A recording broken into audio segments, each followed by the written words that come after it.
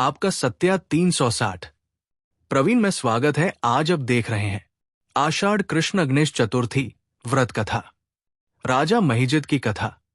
पार्ती जी ने गणेश जी से पूछा कि हे वत्स, आषाढ़ कृष्ण चतुर्थी बहुत ही शुभदायिनी कही गई है, आप उसका विधान बतलाइए। इस मास के गणेश जी का क्या नाम है और उनकी पूजा किस प्रकार करनी चाहिए? गणेश जी ने उत्तर दिया कि हे माता, पूर्वकाल में इसी प्रश्न को युधिष्ठिर ने पूछा था और उन्हें भगवान कृष्ण ने जो उत्तर दिया था मैं उसको बतला रहा हूं, आप सुनिए। श्री कृष्ण ने कहा कि हे राजन, गणेश जी की प्रीतिकारक विघ्ननाशक पुराण इतिहास में वर्णित कथा को कह रहा हूं, आप उनती सुनिए। हे कुंती पुत्र, आषाढ़ कृष्ण चतुर्थी के गणेश जी का नाम लंबोदर है। उनका पूजन पूर्व वर्णित विधि से करें। हे महाराज, द्वापर युग में महिष्मती नगरी का महिजित नामक राजा था। वो बड़ा ही पुण्यशील और प्रतापी राजा था। वो अपनी प्रजा का पालन पुत्रवत करता था, किंतु संतानविहीन होने के कारण उसे राजमहल का वैभव अच्छा नहीं लगता था।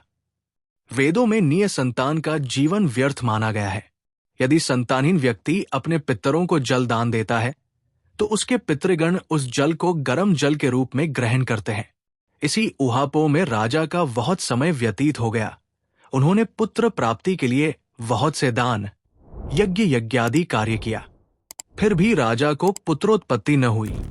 जवानी ढल गई और बुढ़ापा आ गया, किंतु वंश वृद्धि न हुई। तदंतर राजा ने विद्वान ब्राह्मणों और प्रजाजनों से इस संदर्भ में परामर्श किया।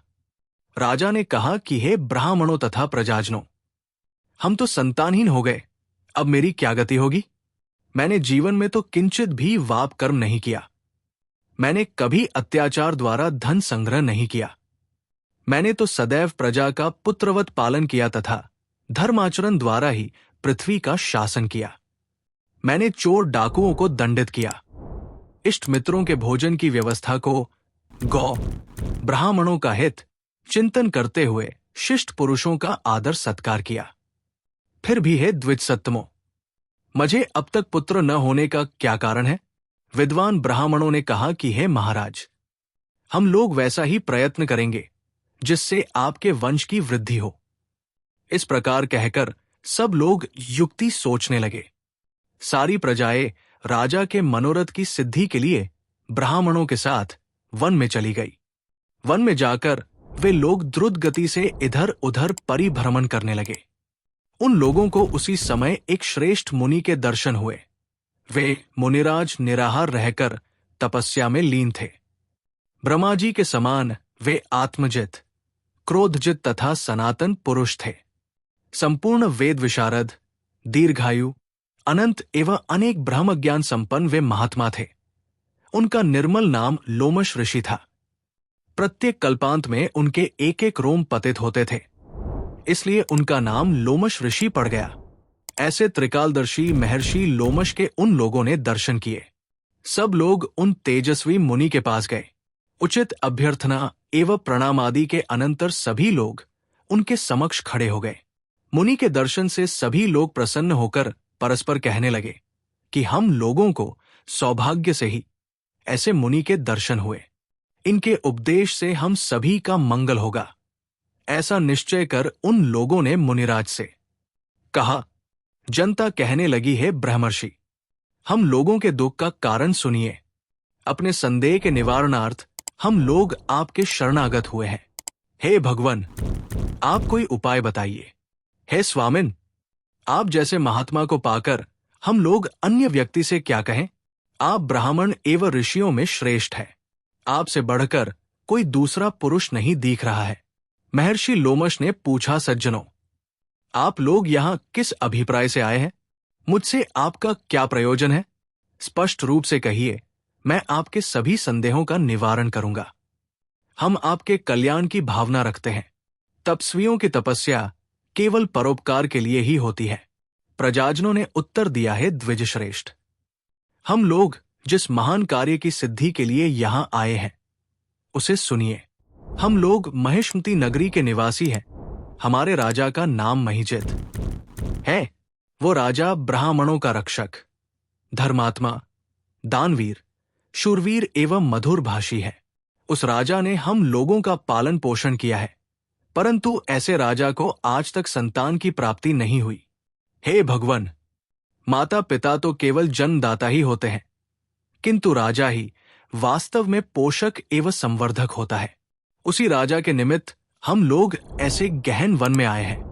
हे महर्षि, आप कोई ऐसी युक्ति बताइए जिससे राजा को संतान की प्राप्ति हो, क्योंकि ऐसे गुणवान राजा को कोई पुत्र न हो, ये बड़े दुर्भाग्य की बात है। हम लोग परस्पर विचार विमर्श करके इस गंभीर वन में आए हैं। उनके सौभाग्य से ही यहां हम लोगों ने आपका दर्शन लाभ किया। हे मुनिवर, किस व्रत, दान, पूजन आदि कर्म का अनुष्ठान कराने से राजा को पुत्र होगा? आप कृपा करके हम सभी को बतलावे। प्रजा की बात सुनकर महर्षि ध्यानमग्न हो राजा के उपकार के लिए कहने लगे। महर्षि लोमश ने कहा, है ब्राह्मणों, आप लोग ध्यान पूर्वक सुनो। मैं संकट नाशन व्रत को बतला रहा हूं। यह व्रत निय संतान को संतानदायक एवं निर्धनों को धन दाता है। आषाढ़ कृष्ण चतुर्थी को एक दंत गजानन नामक गणेश जी की पूजा करें। पूर्वोक्त विधि से राजा व्रत करके श्रद्धा युक्त हो ब्राह्मण भोजन करावे और उन्हें वस्त्रदान करे। गणेश जी की कृपा से उन्हें अवश्य हो पुत्रोपलब्धि होगी। महर्षि लोमश की ये बात सुनकर सभी लोग करबद्ध होकर उठ खड़े हुए। नतमस्तक होकर दंडवत प्रणाम करके सभी लोग नगर में लौट गए। वन में घटित सभी घटनाओं को प्रजाजनों ने राजा से बताया। पुरजनों की बात सुनकर सम्मानकारी विमल बुद्धिधारी राजा बहुत ही प्रसन्न हुए और उन्होंने श्रद्धा भक्ति से विधिवत गणेश चतुर्थी का व्रत करके ब्राह्मणों को भोजन वस्त्रादि का दान दिया। रानी सुदक्षिणा के गर्भाधान के संस्कार अनंतर श्री गणेश जी की कृपा से राजा को सुंदर और सुलक्षण पुत्र प्राप्त हुआ। राजा ने संपूर्ण नगरवासियों को संतुष्ट करके पुत्रोत्सव मनाया। राजा महिजित ने ब्राह्मणों को धन रत्न देकर तृप्त किया।